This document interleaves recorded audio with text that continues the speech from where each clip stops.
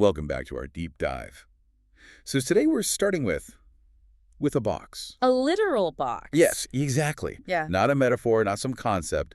A real, honest-to-God heavy box showing up on a doorstep. Which is really the ultimate inciting incident, isn't it? The arrival of an object that just completely disrupts the status quo. Completely. And you have to picture the scene. The author, Laurie R. She's at home, minding her own business. She's waiting for a delivery. Something very mundane. Oh, the most mundane. Vegetable seeds. Yeah. She's probably thinking about, I don't know, soil pH and when to plant carrots. Right. But when the UPS truck rumbles up, the driver isn't just handing her a little packet. Right. No, he's wrestling with a dolly. He's hauling this massive, battered cardboard box that looks like it's got a small refrigerator inside. And that's your first clue right there. Seeds do not require a dolly. They do not. Yeah. So she signs for it, somehow drags this thing inside, and just starts hacking it open. She says she ends up ankle-deep in cardboard scraps, probably ruined a good knife. And she's thinking, is this a bomb? Has a stalker sent me furniture? You know, your mind goes to these wild places. Of course. But when she finally gets through all that packaging, it's a trunk. An old-fashioned metal steamer trunk. Yeah. It's dented, it's scratched. And it's covered in stickers. Yes. Stickers from all over the world. Hotels in places like Ibadan, San Francisco.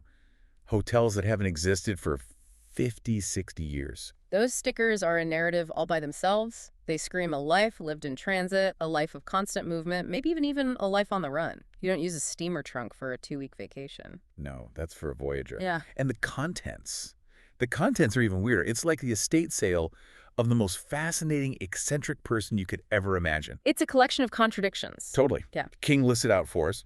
There's a beaded velvet evening cloak. So high society. Right.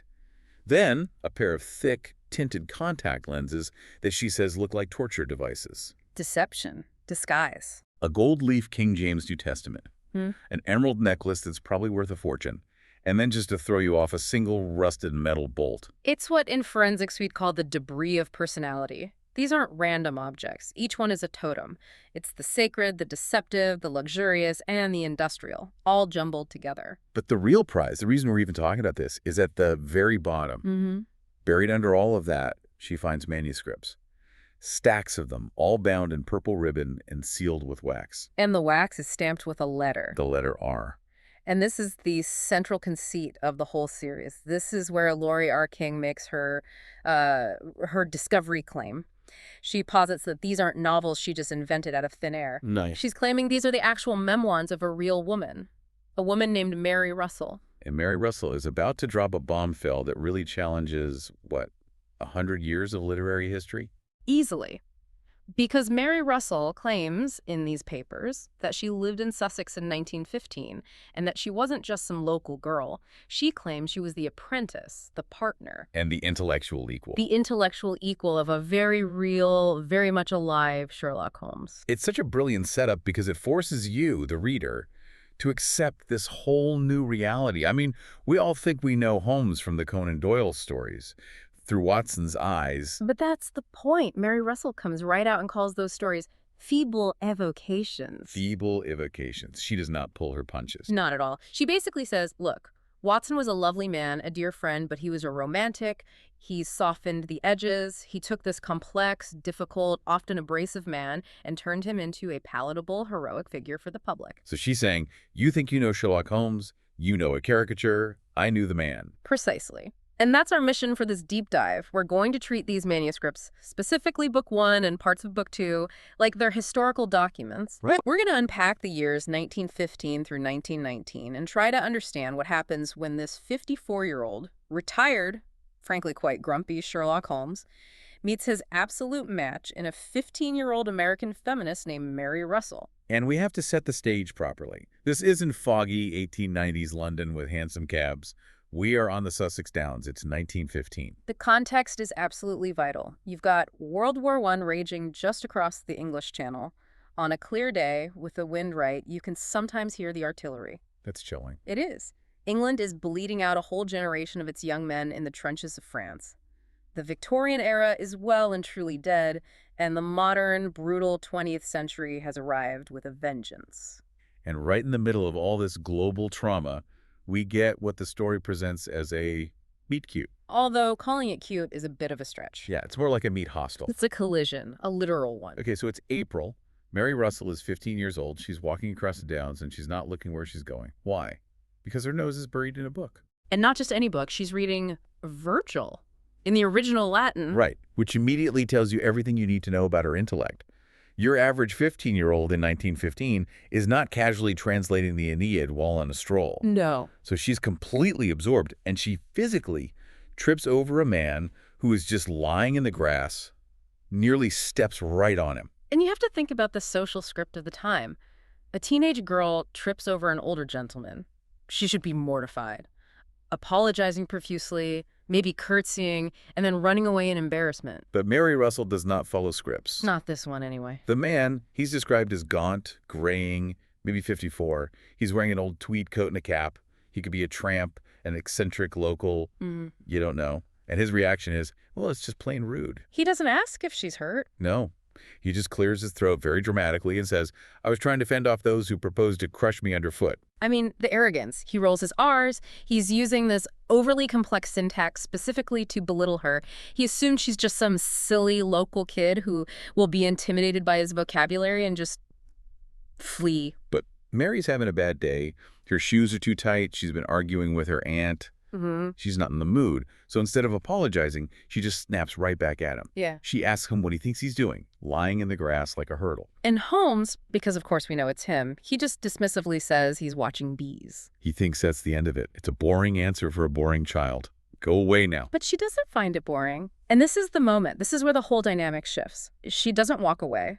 She sits down, at a safe distance, of course, and she actually looks at the bees. The deduction duel begins. And it's just so masterfully constructed in the book. It's not just that she looks at the bees, it's that she instinctively applies the exact same analytical method that Holmes is famous for without even knowing who he is. She sees a pattern. She notices some of the bees have little red spots of paint on their backs and some have blue spots. Now, anyone could see the paint.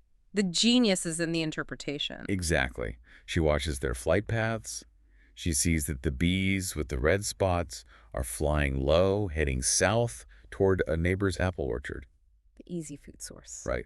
And the bees with the blue spots, they're flying high, heading west, towards the wild heather on the downs. The rougher terrain, the wild ones. And she just turns to him and lays it all out. She says, if you're looking for a new hive to capture, you should follow the blue spots. Think about the cognitive leap she makes there. She deduces the red bees are domesticated, probably from his own hives, and the blue ones are a wild swarm he's tracking. And she knows he painted them because she's already spotted the paint on his handkerchief and the ink on his fingers. She performs a perfect Sherlock Holmes deduction on Sherlock Holmes. She out-Sherlocks him. And his reaction is the hook that sells the entire relationship for the rest of the series. He doesn't get angry. He's not defensive. He just looks at her with genuine, unadulterated shock and says, My God, I can think. It. He calls her an it. It's dehumanizing, of course, but you have to try and see it through his eyes for a second. This is a man who has spent his entire life surrounded by what he considers to be goldfish, people with minds so inferior they can't see the obvious patterns right in front of them. He has retired to the countryside specifically to get away from the relentless stupidity of the world. And then, on a random afternoon, a great white shark just swims by. He's not seeing a girl. He's seeing a disembodied intelligence of a caliber he's never encountered before. But Mary, she doesn't take it as a compliment. She's putting the clues together in her own head. The bees, the arrogance, the rumors about a famous detective living nearby, and the penny drops. She realizes she's standing in front of the legend. And does she swoon? Does she ask for an autograph? No. She doubles down on the snark. She does. She looks him in the eye and says, it's a damn good thing that you did retire, if that's all that remains of the great detective's mind. And that is the key that unlocks the entire fortress. If she had fawned over him, he'd have been bored instantly. If she'd been polite and apologetic, he'd have dismissed her. But by insulting him, by challenging his one great pride, his mental acuity, she proves she is a peer. And he laughs. A huge, shouting laugh. The book describes the stone face just cracking open. He laughs at himself, and that laugh disarms Mary, and it's the real beginning of their partnership. So this very strange encounter leads to, well, the most British resolution possible. Tea, of course. They walk back to his cottage, arguing the whole way about beekeeping and Machiavellian politics while slogging through the mud. And there we meet the third pillar of this new little family, Mrs. Hudson. Mrs. Hudson is absolutely essential. She takes one look at Mary, who is 15, tall, gangly, and apparently in a constant state of starvation, and her first instinct is just feed her. The food theme is really prominent, isn't it? I noticed that right away. It is, and it's a wonderful character device. Mary is a biological machine in the middle of a massive growth spurt. She has this ravenous, almost feral appetite. Holmes, on the other hand, is a complete ascetic. He views his body as this inconvenient vehicle that he occasionally has to refuel, and he often just forgets to eat for days. Right. Mrs. Hudson is the grounding force. She's the one who makes sure the machine Mary is properly fueled so that her brain can function at peak capacity. She brings this necessary domestic reality into their very abstract intellectual bubble. But before they can get too comfortable with the scones and the jam, Holmes decides to do his party trick. He turns that famous magnifying glass gaze on Mary and just analyzes her. It's a full forensic scan. It is. Yeah. And I want to dig into the specifics here because the deductions are fascinating. He starts with her hands. He notices ink stains on the fingers of her right hand, but he's just watched her pick up her teacup with her left hand. Okay, so what does that tell him? Most people, right-handed people, get ink on the hand they write with.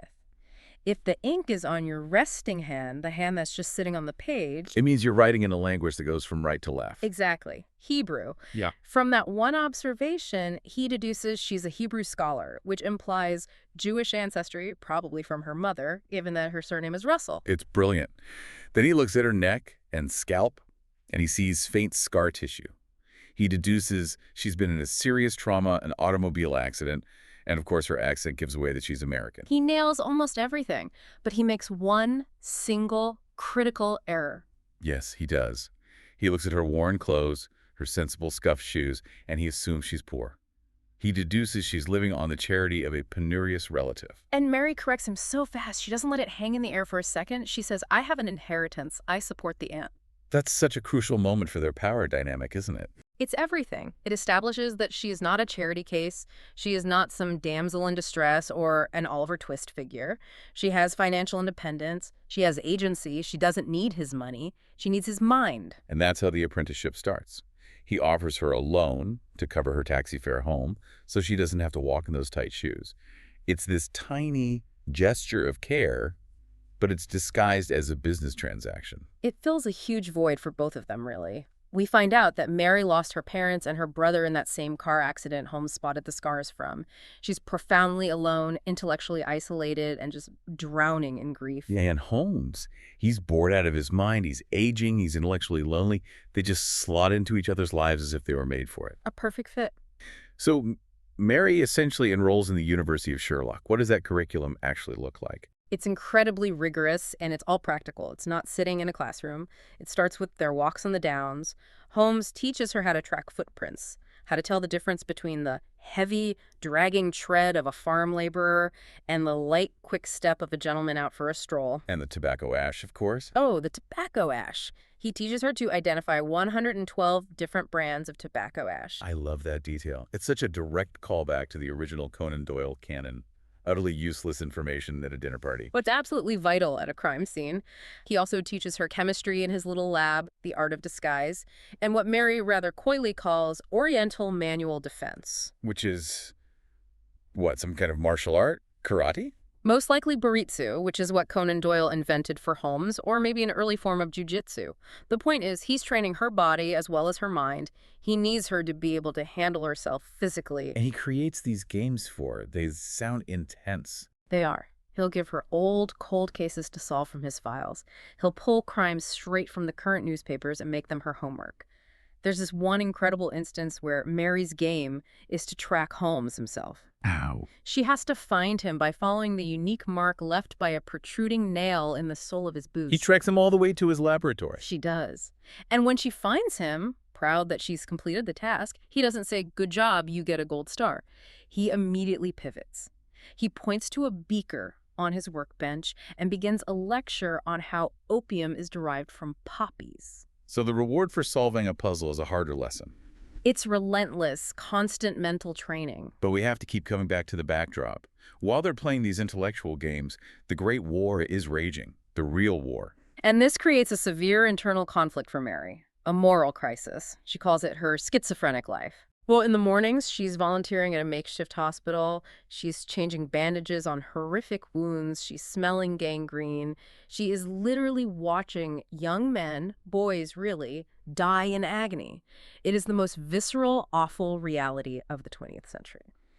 And then in the afternoon, she goes to Holmes's cottage to solve logic puzzles about stolen jewels. Exactly. It starts to feel frivolous to her, immoral, pointless. And she finally snaps. She confronts Holmes directly. She asks him, what is the point of this? Why are we playing these games when the world is burning down? And his answer? His answer, I think, defines his entire philosophy for this later part of his life. He talks about the long view. It's a chillingly pragmatic argument. He lays out two possible outcomes for the war. Outcome 1, Britain and its allies lose. If that happens, he says, the country will be occupied by a foreign power. And in enemy occupation, what skills are most valuable? Disguise, subterfuge, secret communication. Exactly. The skills of a spy, the skills of a resistance fighter. He argues they are training for that possibility. And the other outcome? Outcome 2, Britain wins. But even in victory, Holmes predicts that society will be left in chaos. Institutions will be shattered. Poverty and desperation will be rampant. And in that kind of social breakdown, who thrives? Criminals. Criminals. He argues that they are preparing to be the guardians of order in the aftermath.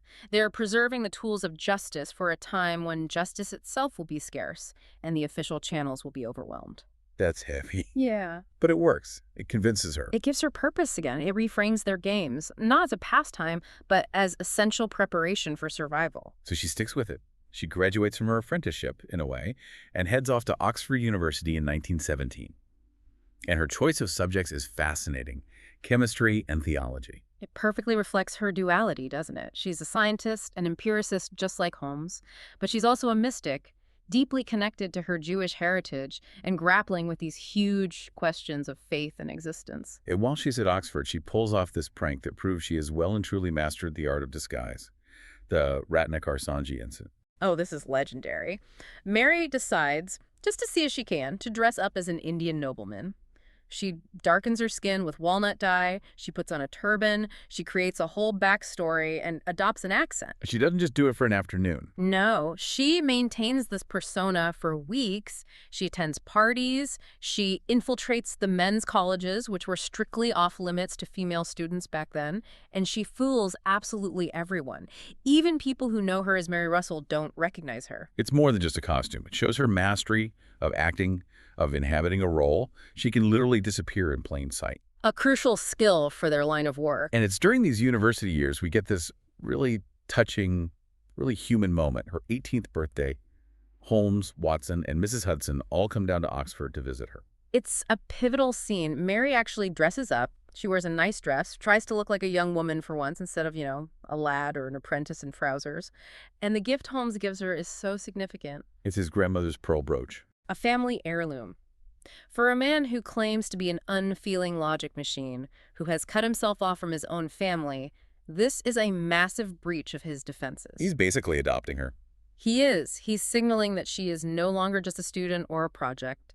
She's kin. She is his family. Speaking of family, let's talk about the supporting cast. We mentioned Mrs. Hudson, but we really have to talk about Dr. Watson, or, as Mary calls him, Uncle John. Mary starts off with a real prejudice against Watson. She's read all the stories in the Strand, and she thinks he's, a bit of a buffoon. A bumbling sidekick. The Bubis Britannicus trope, yes. She expects him to be slow-witted and constantly amazed by Holmes's genius. But the reality is very different. Very different. When she finally meets him, she realizes that the stupidity in the books was a literary device. Watson deliberately wrote himself as the slower one to make Holmes's intellect shine brighter by comparison. In person, he's sharp, he's observant in a very human way, and he is deeply, deeply kind. Holmes himself actually defends Watson to her, doesn't he? He does. In a rare moment of introspection, Holmes admits to Mary that Watson kept him humble. He says that Watson taught him about humanity, about the things logic couldn't explain.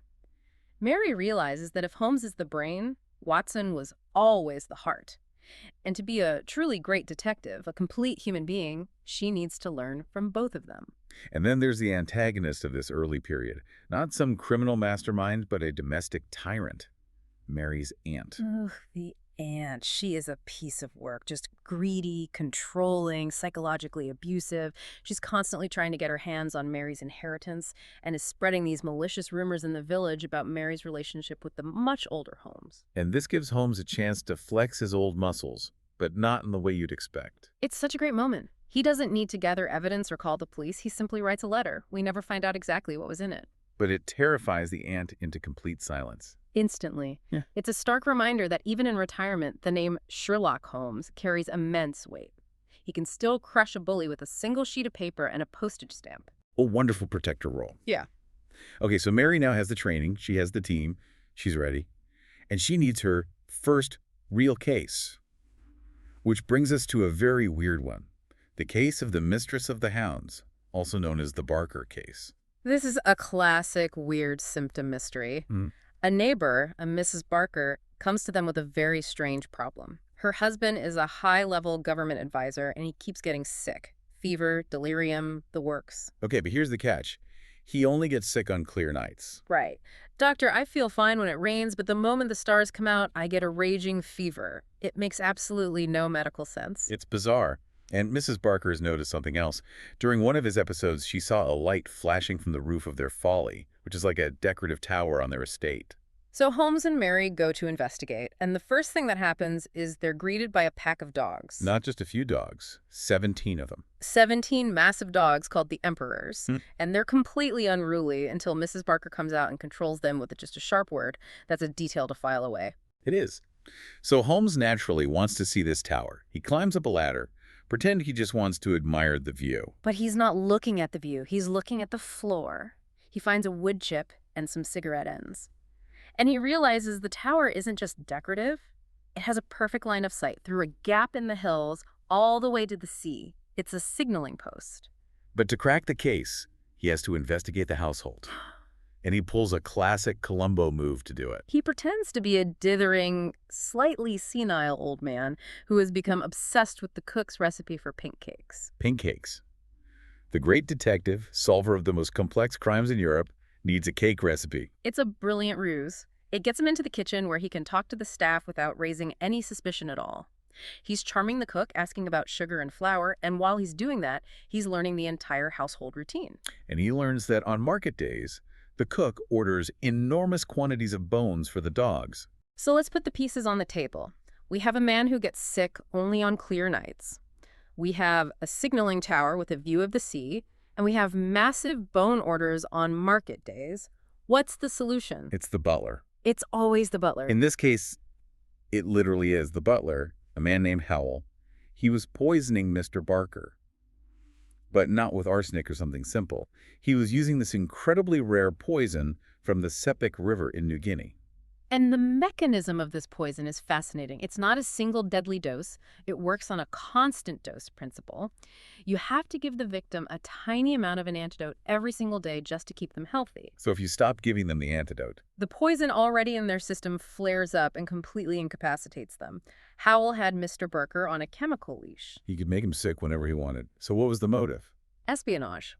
On market days, Howell would use the bones to keep the pack of dogs quiet while he moved around the estate. He'd climb the telephone poles, they found the climbing spikes, and tapped the phone line to listen to Mr. Barker's sensitive government calls. And then on clear nights. He'd withhold the antidote. Mr. Barker would get sick, pass out. Howell would go to the top of the tower and use a lantern to signal the stolen secrets to a Confederate boat waiting out at sea. It's an incredibly elaborate scheme. It is. And this is where Mary gets her first real taste of action. They stake out the tower, waiting for Howell. Mary is running on pure adrenaline. She ends up tackling the butler on the stairs. And she hits him so hard she thinks she's killed him. She starts panicking, shouting, "I killed him! I killed him!" It's such a real human reaction for a teenager, even a brilliant one like her. She's not a hardened operative yet. Not at all. In fact, Holmes has to revive her with smelling salts because she's about to faint. But they find the antidote in Howell's room, they save Mr. Barker's life, and the case is solved. And there's this great little moment at the end where the dogs get loose again, and Mary, remembering how Mrs. Barker did it, just scolds them sharply, and they all sit down. Taking him to the pack. And it really impresses Holmes. It shows him she has command presence, she can take charge, So that's their first joint case. A success. But she needs a case of her own, a solo flight.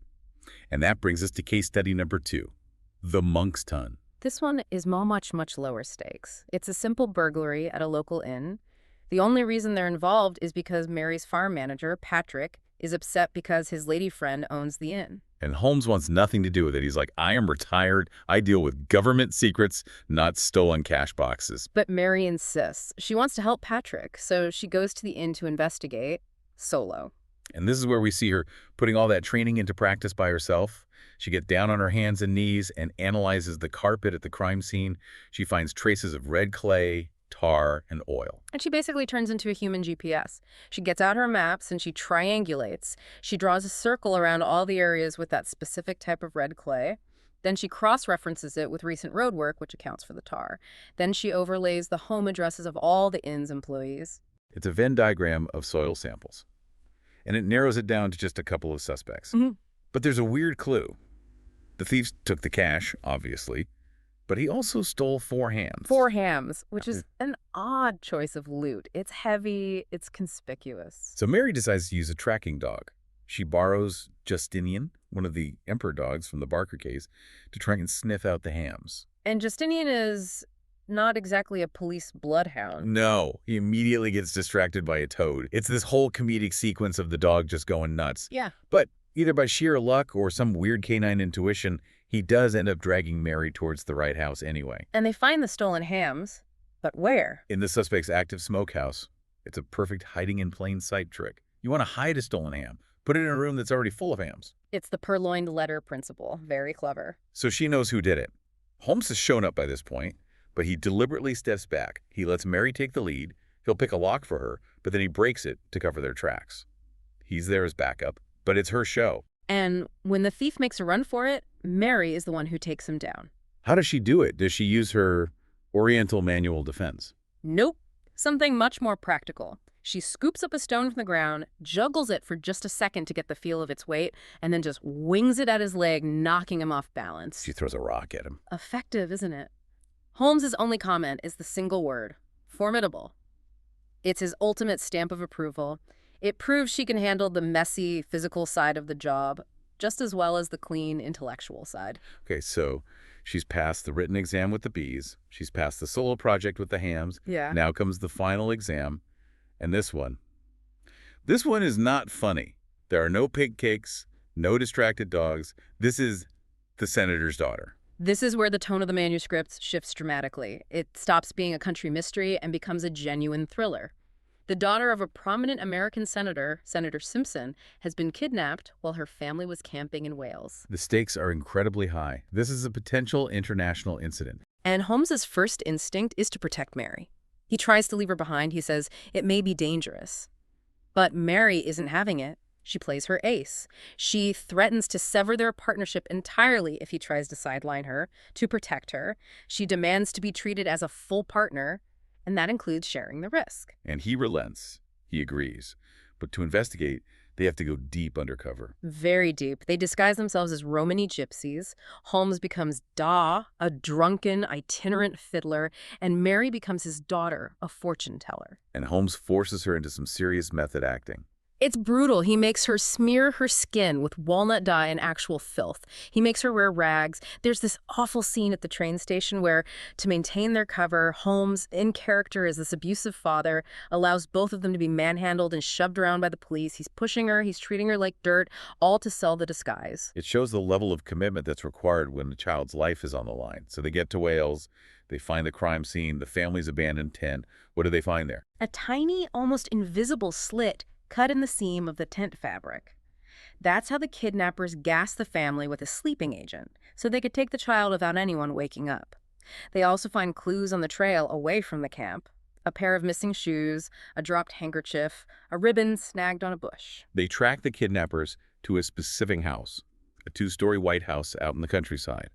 And they know the little girl, Jessica, is inside. Now, the normal procedure would be to call the police, surround the house. But they can't. The kidnappers have already sent a note threatening to kill the child at the first sign of police involvement. And time is running out. So they have to get her out themselves. Holmes comes up with a plan for a diversion. It's a brilliant, bizarre plan. He goes to the front of the house and starts playing his fiddle loudly and badly, and he starts a drunken sing-along of Christmas carols. In August. In August, it's so strange and unexpected that it works. The men inside the house are drawn to the front windows to figure out what on earth this crazy old drunk is doing. And while that's happening, Mary is at the back of the house, climbing a tree. She shimmies up this tree, gets a view into a second-story window, and she sees her. She sees the little girl, Jessica, chained by her ankle to the leg of a heavy wooden bed. And this is the moment of truth. The plan was probably for Holmes to create the diversion, and then they'd make their move the next day. But Mary sees the girls alone right now. The guards are distracted. She decides to act immediately. She has a rope. She swings from the tree branch, crashes through the window into the room. But the girl is chained to the bed, and Mary can't pick the lock on the shackle. So there's no elegant, clever solution here. None at all. This is just brute force. Mary grabs the heavy wooden leg of the bed. She braces her own foot against the wall for leverage. And with a surge of pure adrenaline, she just snaps it. She breaks the bed leg clean off. She breaks the bed frame. She shears the wood, freeing the entire chain. And in the manuscript, she says she feels a bone in her own foot crack from the strain. So she's injured. She's carrying a terrified 6-year-old child and a heavy length of chain attached to a broken piece of furniture. She has to get back down the tree. And she does it. Somehow she does it. She escapes into the woods. It's this frantic, terrifying flight. And when they're finally safe, hiding in the undergrowth, there's this beautiful, quiet moment where she's just comforting the traumatized child. And little Jessica reveals that she's renamed her doll Mary after her rescuer. Oh, it just gets you right in the heart. But what about Holmes? What is his reaction to all this when they finally reunite?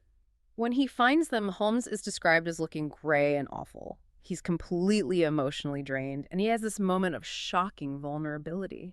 He admits to Mary that this feeling, the terror, the stress of having a child's life hanging in the balance, this is why he uses cocaine. It's a side of him we so rarely see. He finally accepts her, not just as a student or an apprentice, but as a true partner, someone who can function independently under the most extreme pressure. She saved the day when he couldn't even reach her. Precisely. The dynamic has shifted permanently. It is no longer Holmes and Watson, the genius and the observer. It's no longer teacher and student. It is now Holmes and Russell, a partnership of two geniuses. So if we look back, let's just unpack that transformation. Yeah. We started with a clumsy 15-year-old girl reading Virgil who literally trips over a grumpy old man on the Sussex Downs. And we ended with a young woman, a professional, who is capable of breaking a bed frame with her bare hands to save a kidnapped child. And we've also seen the transformation of Holmes. He went from this solitary, arrogant, almost misanthropic figure To a man capable of mentorship, of genuine laughter, and of deep, profound emotional connection. It really does challenge everything we thought we knew about the character from the original canon, which I think brings us to our final provocative thought. If we take this account as true, if we treat these manuscripts as real as the premise asks us to, what does it say about Dr. Watson? That is the big question, isn't it? If Sherlock Holmes, the absolute definition of the solitary, unemotional logic machine, actually required this connection with a brilliant young woman to become truly whole in his later years, then you have to ask, did Watson deliberately edit out Holmes's humanity in the original stories to create a more marketable character? Yeah. Or did that humanity simply not exist until Mary Russell arrived? Did Mary Russell save Sherlock Holmes from himself? That is definitely something to chew on. Thanks for joining us on this deep dive into The Beekeeper's Apprentice. It's been a fascinating investigation. We'll see you next time.